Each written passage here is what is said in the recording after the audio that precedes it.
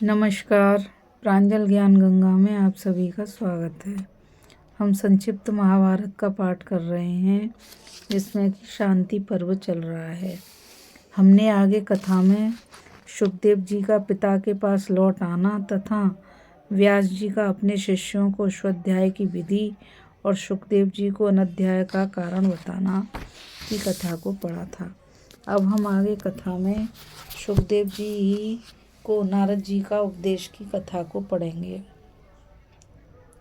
भीष्म जी कहते हैं, युधिष्ठिर व्यास जी के चले जाने के बाद उस आश्रम पर एकांत स्थान में बैठकर स्वाध्याय में लगे हुए सुखदेव जी के पास देवर्षि नारद पधारे। उन्हें उपस्थित देख सुख ने वेदोक्त विधि से अग्रह आदि निवेदन करके उनका पूजन किया। तब नारद जी ने प्रसन्न होकर पूछा, वत्स, मैं तुम्हारा कौन सा उत्तम एवं प्रिय कार्य करूं? यह सुनकर सुखदेव जी ने कहा, इस लोक में जो परम कल्याण का साधन हो उसी का उपदेश देने की कृपा करें। नारद जी ने कहा, एक समय पवित्र अंतकरण वाले ऋषियों ने तत्व ज्ञान प्राप्त करने की इच्छा से प्रश्न किया।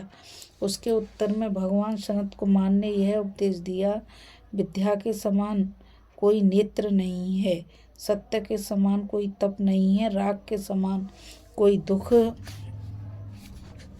और त्याग के समान कोई सुख नहीं है। पाप कर्मों से दूर रहना, सदा पुण्य कर्मों का अनुष्ठान करना, साधु पुरुषों के से बर्ताव और सदाचार का पालन करना, यह सर्वोत्तम श्रेय कल्याण का साधन है।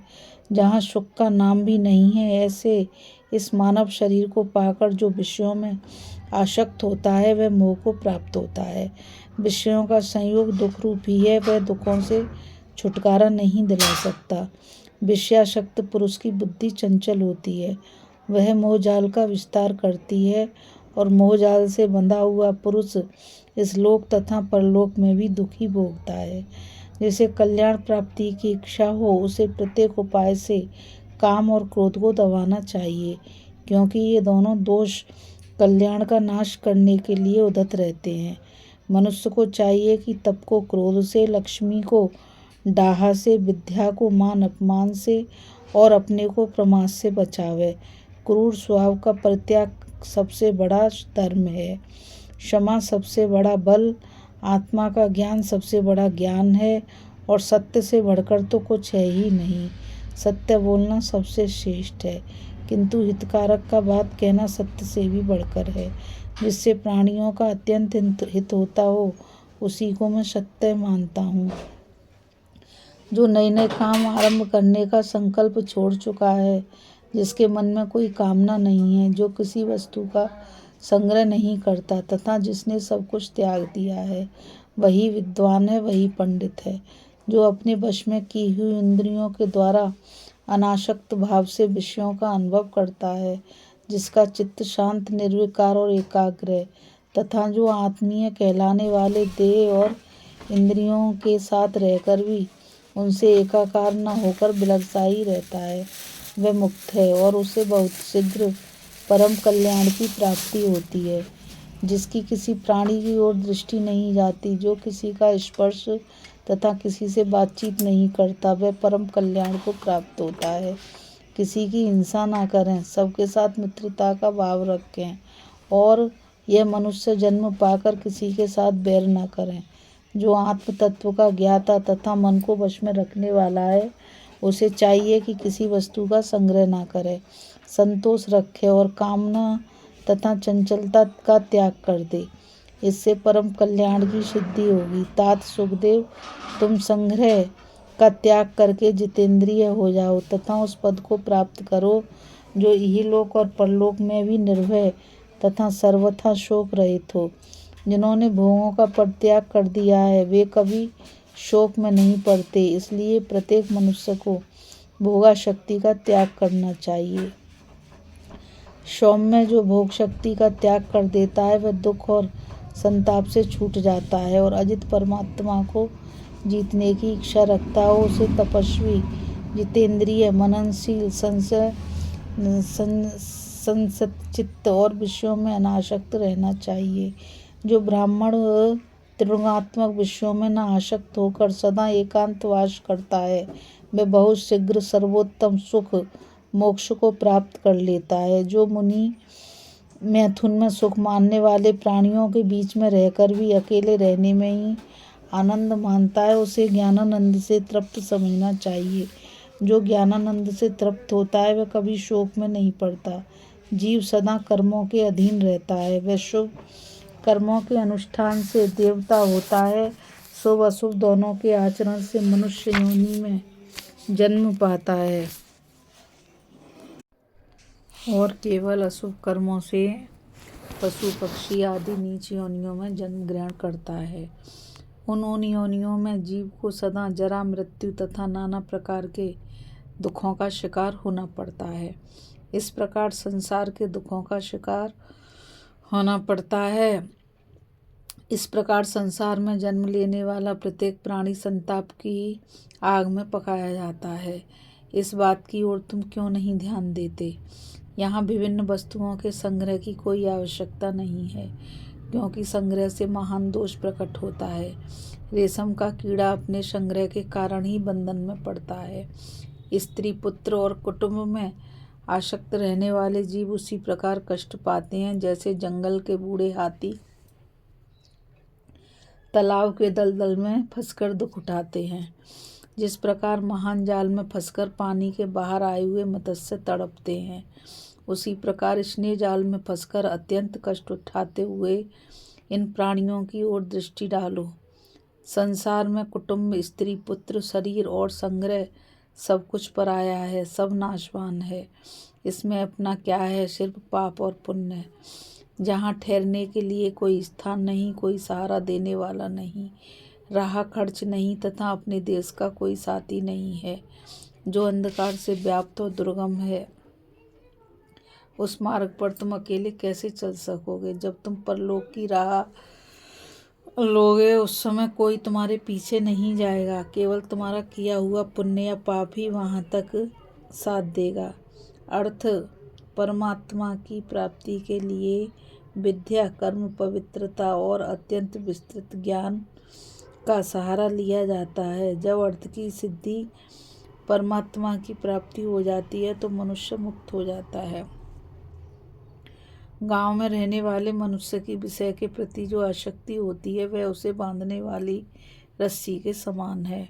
पुण्यात्मा पुरुष उस रस्सी को काटकर आगे परमार्थ के पथ पर बढ़ जाते हैं, किंतु जो पापी हैं वे उसे नहीं काट पाते। यह संसार एक नदी के समान है। रूप इसका किनारा, मन स्रोत, स्पर्श दीप और रस ही प्रवाह है। गंध उस नदी की कीचड़, शब्द, जल और स्वर्ग रूपी दुर्गम घाट है। शरीर रूपी नौका की सहायता से उसे पार किया जा सकता है।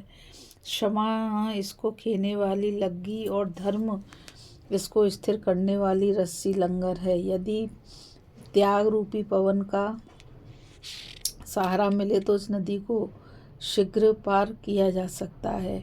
यह देह पंचभूतों का घर है। इसमें हड्डियों के खंभे लगे हैं। यह नस नाड़ियों से बंधा हुआ, रक्त मांस से लिपा हुआ, चमड़े से मड़ा हुआ है। इसमें मलमूत्र भर रहा है, जिसके कारण दुर्गंध आती रहती है। यह जरा और शोक से व्याप्त रोगों का आश्रय, आतुर, रजोगुण रूपी धूल से ढका हुआ और अनित्य है। अतः तुम्हें इसकी आसक्ति का त्याग कर देना चाहिए। यह संपूर्ण चराचर जगत पंच महाभूतों से उत्पन्न हुआ है, इसलिए उसमें भिन्न नहीं है।